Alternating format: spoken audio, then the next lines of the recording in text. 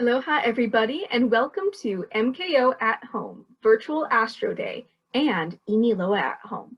My name is Emily and I'm an astronomy educator with Imiloa Astronomy Center, and today I want to explore citizen science with you. Citizen science refers to opportunities where anyone and everyone can engage in scientific research and collaborate with professional researchers. It might sound a little intimidating at first, but it can be so easy to become a scientist and work on some of these projects, and it is so much fun to do. Citizen science projects come in many different forms. Some ask you to go outside, observe something in your environment, and then send your data and analysis to other researchers. Other projects are purely online, where you look through collected data to classify and interpret the information. Those are some of my favorites, as they allow me to look at information that had never been seen before from big active projects. Let's learn how to find some citizen science projects that might meet your interest. And then I'd like to show you some of my favorite projects to work on. To find citizen science projects, I'd like to introduce you to two helpful websites. The first one is called SciStarter.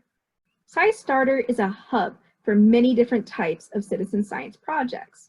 We can look for citizen science projects on here and find out what the project does, what information the project is looking for, and how we can submit that information. To find projects on SciStarter, I'm going to go to its Project Finder tab. In the Project Finder tab, I'll be able to search for projects based off of a keyword or phrase, a location, projects that I can do while doing other activities, such as being on a lunch break or at school or on a walk. I can also look for projects based off of a specific topic. Projects that could involve federal funding can be done online or even be done with a smartphone or a tablet, or projects based off of different age groups. I'm going to search for projects that I can do while here in Hilo, Hawaii. Specifying that will help me find projects that are locally based or projects that I could submit information for here on the island. Here I see that there's a couple projects that are locally based on the big island of Hawaii. There are also projects that are based elsewhere in the world that I can still submit information to while still living in Hilo. Let's look at the project Hawaiian Hawksbill Sea Turtle Sightings. As I click on the information for this project, the page will pop up and it'll tell me what the project does and what I need to do to participate in the project. Here we see that the goal of the project is to gather Hawaiian hawksbill observations to contribute to the knowledge of the species and aid in its conservation. I can see where the project is taking place. And I also see, to get started, that I need to send sighting informations and they'll identify the individual hawksbill turtles. The information is on their website. You can see materials that I might need and where I would do this project outside. And at the bottom of the page, I also see their website if I want to submit information and continue to participate in this project. So this is SciStarter. The second website I'd like to introduce you to is called Zooniverse. Zooniverse is a platform for online citizen science projects. The data for these projects has already been collected, and participants are tasked with looking through the data to classify what is happening with the information.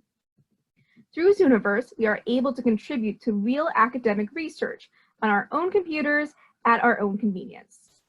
Many of Zooniverse's projects have led to published scientific research that people just like you have contributed to. Zooniverse has many different projects across many disciplines. Let's explore them.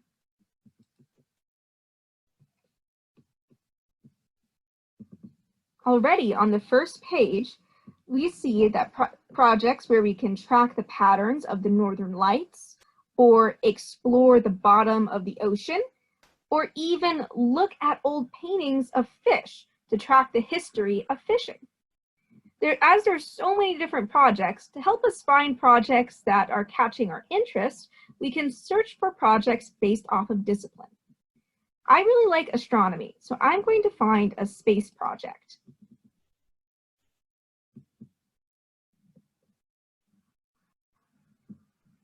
We can see that there are a number of different projects that involve space. Many of them involve looking at telescope images to classify what's happening inside them. There's also projects that involve looking at images collected from satellites that are going around other planets, like looking at Mars. We also have historical astronomy projects that involve looking at notes or old sky maps. Now, one project in particular has really been interesting me for a while, and that is the project of Gravity Spy. Gravity Spy involves looking at data collected at LIGO. LIGO is a gravitational wave detector.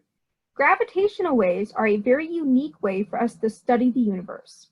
We only started to detect gravitational waves in 2015, and this unique science has the potential to change just about everything in astronomy.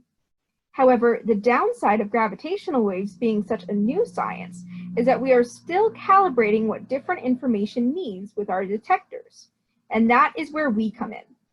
Gravity Spy allows us to look at data collected through this unique project and classify certain parts of the data so that we can better understand what LIGO detects in the future.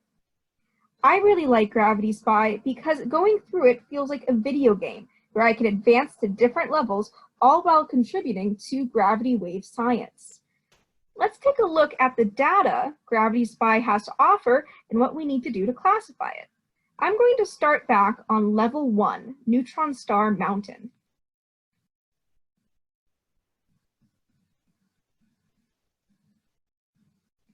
Here, I'm asked to determine if this detection looks more like a blip or a whistle or none of the above. But if I'm unsure how to classify this, I can also go through the tutorial and it'll explain to me just what I am looking at. Now, based off of these images, I think this data looks like a blip. So I'm going to mark it as a blip, identify it, and then I move on to the next data detection. I also think this one looks like a blip as well.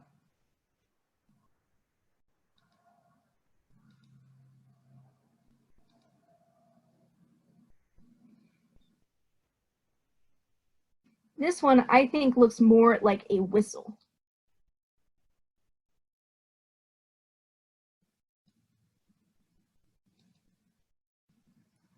Now, as I go through this data, it'll also take time to show me what this information might mean and just what a gravitational wave is. So I encourage you to try this project out.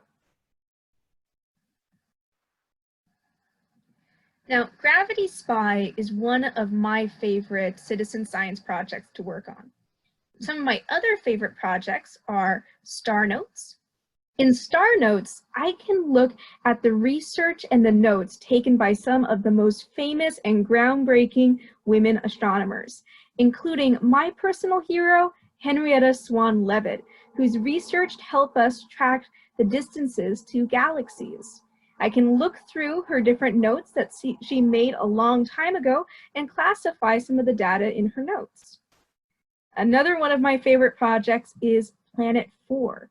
In Planet 4, we are looking at information collected with the Mars Reconnaissance Orbiter, which has taken pictures of the terrain of the Martian surface. We are looking through these pictures in order to help classify some of the surface features on Mars. Those are some of my favorite citizen science projects. But what citizen projects can you find that you would like to explore? Tell us about them in the comments. And thank you for visiting us here at MKO at Home Virtual Astro Day and Imiloa at Home. Mahalo and have a wonderful rest of your day.